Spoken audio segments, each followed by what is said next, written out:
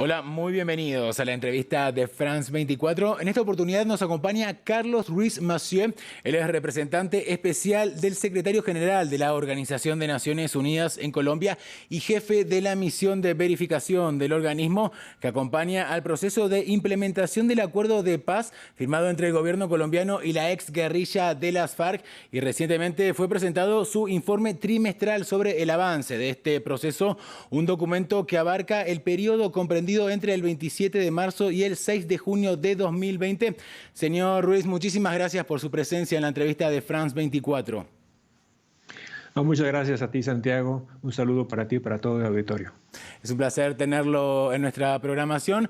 El informe abarca 3 meses en los que precisamente la pandemia de coronavirus afecta a todo el mundo y en esta última etapa de una manera muy particular a América Latina, y apunta que los efectos de esta pandemia en la implementación del acuerdo de paz acordado, recordemos, entre el gobierno colombiano y la ex guerrilla de las FARC han quedado cada vez más patentes en las comunidades más vulnerables afectadas por el conflicto, ¿no? ¿Cuáles son los principales conflictos que les acarreó la pandemia? ¿Cuáles serían hoy en este contexto las principales amenazas para la paz en Colombia?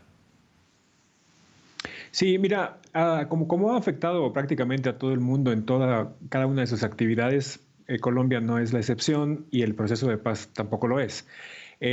Pero creo que es importante la manera en que se ha enfrentado esta pandemia. Ha habido historias positivas en las cuales gobierno y FARC se han volcado a la virtualidad también, como todo el mundo, para seguir discutiendo cómo superar obstáculos en la implementación, y se han adaptado inclusive proyectos productivos.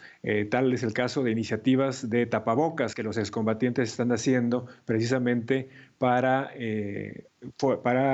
hacer un artículo de primera necesidad en las condiciones en las que estamos. Ahora bien, claramente este impacto en los proyectos productivos también se puede ver de manera negativa en cuanto a la comercialización de esos productos que se estaban haciendo, en cuanto a la implementación de proyectos productivos en los territorios históricamente afectados por el conflicto, entonces se ha tenido que tratar esas vulnerabilidades de manera específica, es decir, de los obstáculos que ya se tenían en la implementación, pues la pandemia trae nuevos obstáculos. Y sobre todo en materia de seguridad. En materia de seguridad, también el hecho de estar, no la pandemia en sí misma, pero las medidas que se han tenido que implementar, ha dejado a territorios donde la presencia estatal siempre ha sido muy limitada, pues entonces hoy en día hay presencia institucional todavía más débil. Las organizaciones como la nuestra también han tenido problemas para estar en los lugares donde normalmente estamos, y eso ha generado inclusive una situación de mayores vacíos en los cuales en zonas donde hay mucha vulnerabilidad, los grupos armados han tenido han fortalecido su pertenencia, digamos, su posesión. Sí, su control de estos territorios, y eso genera una situación de más vulnerabilidad de los líderes sociales, de los excombatientes que se encuentran en esos territorios. Entonces, ha tenido afectación en todos esos lugares, pero también ha habido una buena actitud para tratar de lidiar con esos obstáculos. Claro, van cambiando, por lo que usted dice, lo que son las metodologías, ¿no?, de trabajo, acomodándose a los nuevos tiempos. Y la siguiente pregunta apunta a algo que usted recién mencionaba, porque una preocupación que plantea el documento tiene que ver, como decía usted, con los asesinatos, ¿no?, a líderes sociales, también activistas por los derechos humanos, que se incrementaron precisamente desde la firma del acuerdo y continúan durante la pandemia. ¿A qué atribuye usted esto y a quiénes podrían beneficiar estas muertes? Mira, fundamentalmente en estos territorios que históricamente han tenido poca presencia estatal, sabemos que la solución integral, la solución de largo aliento, es incrementar la presencia integral del Estado. Y eso es lo que realmente puede reducir la vulnerabilidad y reducir la violencia en los territorios. Entonces, en esta situación en la que estamos actualmente, los líderes sociales, los excombatientes han sido desafortunadamente víctimas constantes en estos territorios afectados por el conflicto. Nosotros abogamos por el uso de la institucionalidad derivada del acuerdo de paz. Hay una Comisión Nacional de Garantías de Seguridad cuyo objeto, cuyo mandato es una política pública para el desmantelamiento de las organizaciones criminales, de los grupos armados ilegales. Entonces, abogamos por la regularidad de esa comisión, porque se elabore esa política pública, porque se implemente esa política pública, precisamente para eliminar los riesgos en los que se encuentran excombatientes y líderes sociales, defensores de derechos humanos, lideresas, defensoras y en general líderes comunitarios, y aliviar la situación en las comunidades. Entonces, eso ha sido principalmente la situación en los territorios, es la situación que nos preocupa de cara a la implementación del acuerdo, y es donde esperamos que haya mayores esfuerzos y mayores avances en el corto plazo para poder seguir avanzando con la implementación.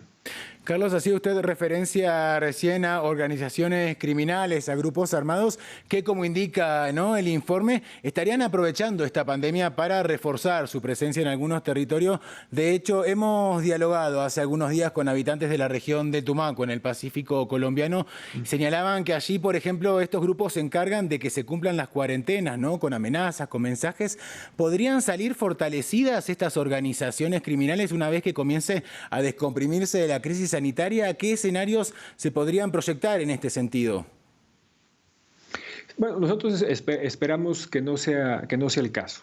Esperamos, como comentaba, que a través de medidas que tome el gobierno, que a través de medidas que tomen las autoridades del Estado, a través inclusive de que tenga eco los llamados de cese al fuego que han tenido tanto el secretario general de Naciones Unidas como el Consejo de Seguridad, estos grupos puedan primero reducir su actividad, beneficiando a las comunidades, teniendo una pausa humanitaria en estos momentos para concentrarnos en la pandemia y en las necesidades derivadas de esta, y en el futuro para estabilizar las zonas. Ahora bien, como comentaba también, la respuesta que de largo aliento es una presencia integral del Estado, una presencia que se traduce en fuerza pública, pero también se traduce sobre todo en instituciones civiles, en instituciones judiciales, en instituciones que provean educación, salud, oportunidades, y por ello esperamos que esa presencia del Estado vaya aumentando y siga aumentando. Parte de esa presencia se logra a través de los programas de desarrollo con enfoque territorial, que se están implementando también como parte del acuerdo. Y esa es una de muchos elementos que necesitamos ver en territorio, precisamente para que haya más Estado en esos territorios y menos grupos armados. Ahora, en los encuentros, ¿no?, que han mantenido con exintegrantes de la exguerrilla de las FARC, también con personas afectadas por el conflicto armado, que, como usted decía, ¿no?, han sido de manera virtual, adecuado a los nuevos tiempos de pandemia. ¿Qué es lo que más ha escuchado? ¿Cuáles serían las principales demandas o reclamos o planteos que les realizan? Sí. Mira, yo primero que nada destacaría el tema de seguridad, porque es un tema que nos preocupa a todos. El hecho de que ya hay más de 200 excombatientes asesinados desde la firma del acuerdo es un problema que nos preocupa de cara a la implementación, pero simplemente por la seguridad de los excombatientes. El tema de la implementación integral del acuerdo. Como usted sabe, el acuerdo de paz no simplemente conllevaba la reintegración, la reincorporación económica, política y social de los excombatientes, sino también pretende aliviar básicamente las causas de raíz en el conflicto en Colombia. Entonces, hay una reforma rural, hay una reforma política, hay un programa de sustitución de cultivos ilícitos de carácter voluntario. Entonces, también ellos abogan mucho por la implementación integral, que es algo que también Naciones Unidas espera, que a los 10, 15 años de cumplimiento de la firma del acuerdo tengamos esa implementación integral, que es lo que no solamente le va a dar la reincorporación a la exguerrilla de las FARC, pero también va a generar condiciones en el país de estabilidad de cara al futuro. ¿Y cómo evalúa, Carlos, la gestión realizada por el gobierno de Iván Duque respecto de la implementación del acuerdo? Mire, una de las bases positivas que tenemos y que nos hace tener confianza de cara al futuro es que las partes están comprometidas con la implementación.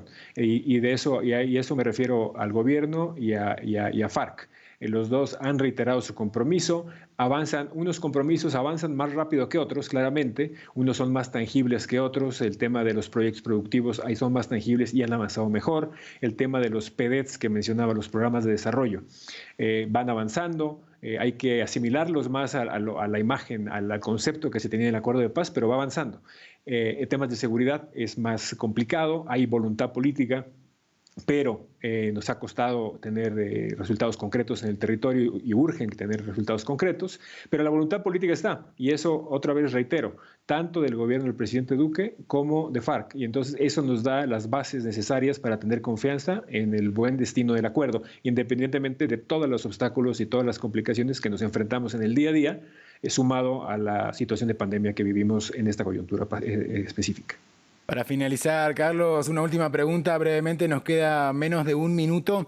¿Hay chances de avanzar en un acuerdo similar de paz con la guerrilla del Ejército de Liberación Nacional, con el ELN? Bueno, Naciones Unidas siempre aboga por tener diálogos, por la vía del diálogo como principal mecanismo para solucionar conflictos, para solucionar controversias.